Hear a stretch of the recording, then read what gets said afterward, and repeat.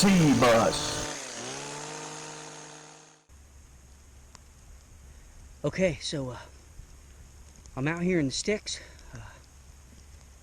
Last week we were out here doing some work for a customer, and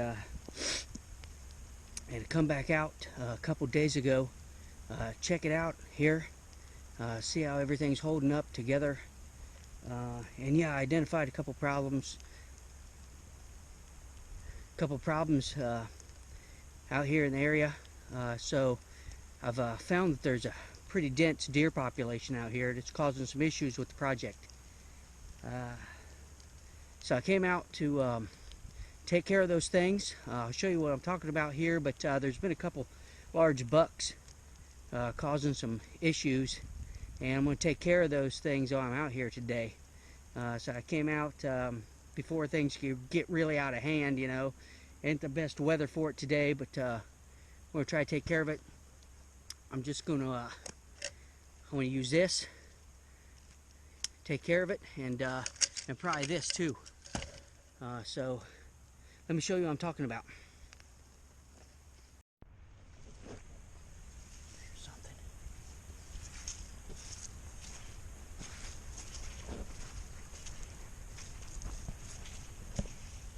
Right there's something.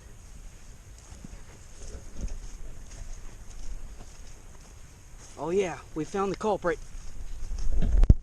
Now, this here's a new development. They're just starting to prepare this new development out here for construction, and came out to do some work for them and running some issues. Of course, when I thought there might be some problems, I could easily identify some problems happening here. And see, I got the trail of some deer tracks, like right there. I could see some deer tracks. So as I walked back through more, I could tell that, you know, those deers have been all over here. You can kind of see this deep track right there.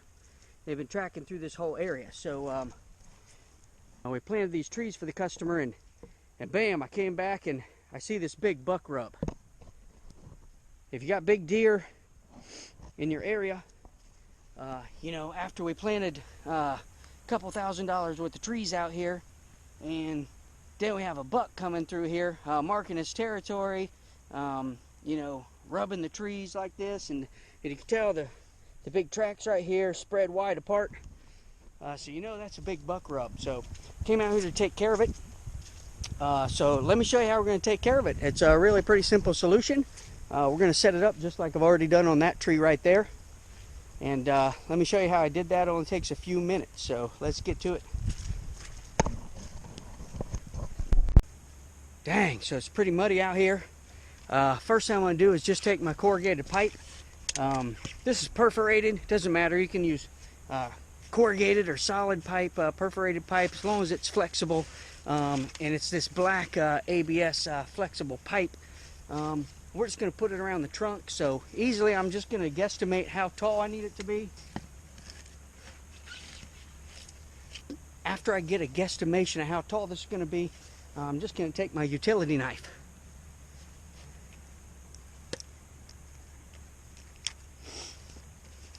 And we're going to cut this right along one of the ridges.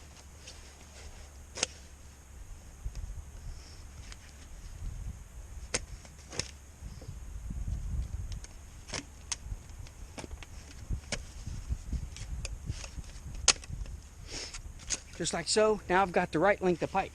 Now what I have to do is I have to make a horizontal slice down the outside of the pipe so we can fit it around. Easiest thing to do here is to make your starting cut like this. Then be careful not to slice yourself. You can do this part with some utility scissors like this if you want to. So you can just start cutting away with utility scissors like this. But that's going to take a while. It's kind of hard work. If you want to be safe, you can go with it with the scissors. You can cut it with Sawzall. I just use a utility knife. And when I use a utility knife, I like to turn it upside down and use it like this in my hand. And I make sure that I cut away from myself. That way if the knife slips, I'm not jamming into myself, because it cuts fairly easy, but sometimes it slips.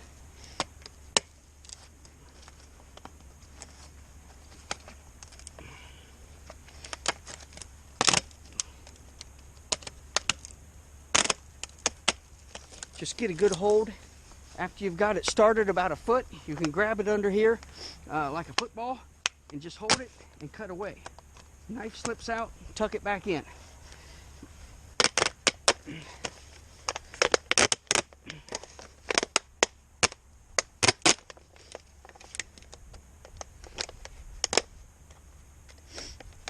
You want to try to go down one edge, but it doesn't have to be perfectly straight.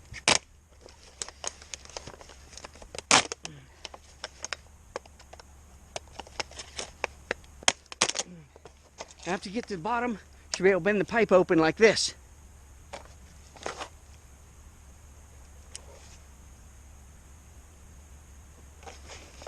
Next thing, you can start at the top or the bottom, doesn't matter. I like to start at the bottom. So, in order for the buck, going to keep rubbing the bark off of this, hopefully it's not too deep already. I think it'll recover, but since this tree's only been in a week, we're going to try to protect it.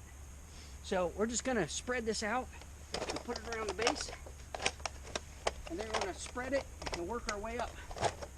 Like this, this, this.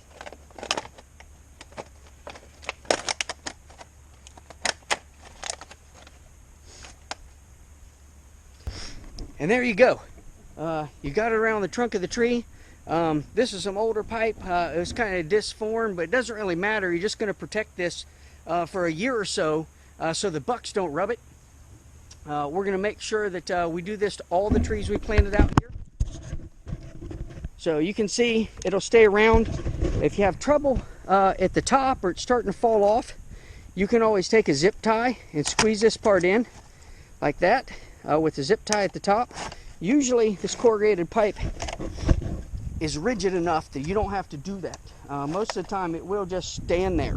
One other option, if it wants to split apart, is that you can drill a little hole in the top or cut a hole right here in the top of this and just run a really loose piece of fishing wire around one of the branches, maybe one of the more solid branches like this, a real loose piece of fishing wire, just so it doesn't slip down or come apart. Other than that, you'll be able to protect your trees when they're still growing in from bucks that want to rub up against these trees and things like that. And you can see I've got one done right over there. We're going to do one right here.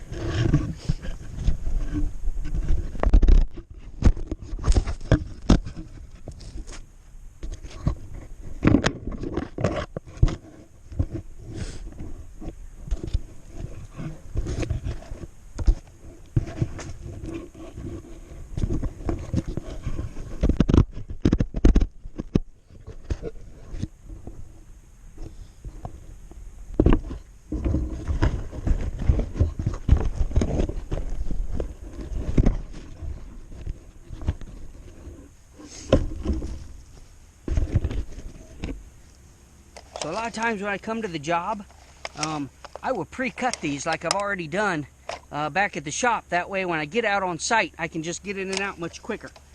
So I pre-cut this, check the length, it's okay. And now we're just going to snap it on, starting at the bottom again.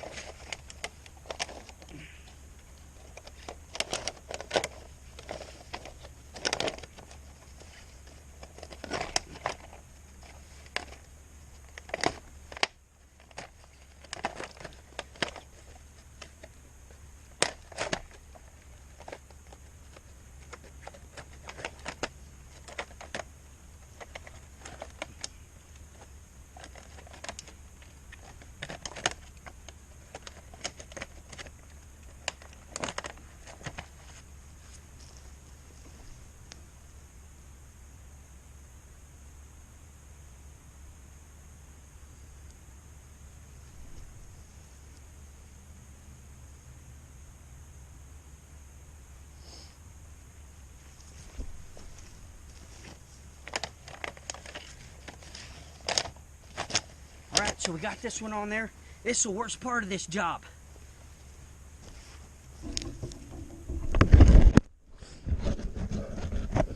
It's out here, new construction, and that's the worst part of it. It's really muddy out here.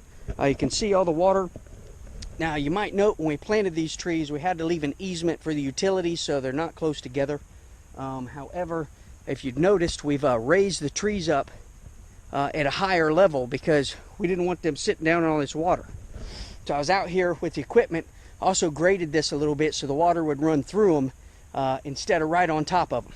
So now I've got the first 4 trees done, and we're going to go to our second site and do a few more trees before we get out of here.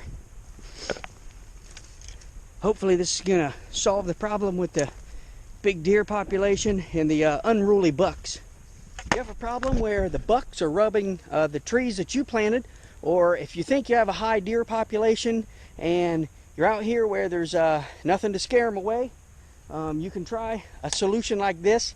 Now keep in mind, you don't want to leave this on here more than a couple years. Once the tree gets big enough, you'll want to take that back off. But when they're fresh and the bark is thin and they're only you know, 1.5 to 2.5 inches probably in diameter, something less than about 2 or 2.5 inches caliper size of the tree, sometimes you need to offer some protection. These trees were just big enough that we didn't really have to stake them on installation. Staking a tree at installation actually sometimes not the best thing as long as the tree can stand up on its own. Normally if you have a good sized root ball, it's a 2-inch or bigger tree, you don't have to stake it. So that's why we didn't stake these, but we did have to come back out to protect them. I didn't do this originally. I came back out and checked on them in a week. I saw that the deer were damaging the trees, so came back out to put these around the outside of it. Hopefully that's helped. Hey, keep watching my videos. I'm going to do a lot more videos to help you figure out how to solve problems, all sorts of problems with your landscaping. Make sure you keep watching, subscribe, and like it. Thanks.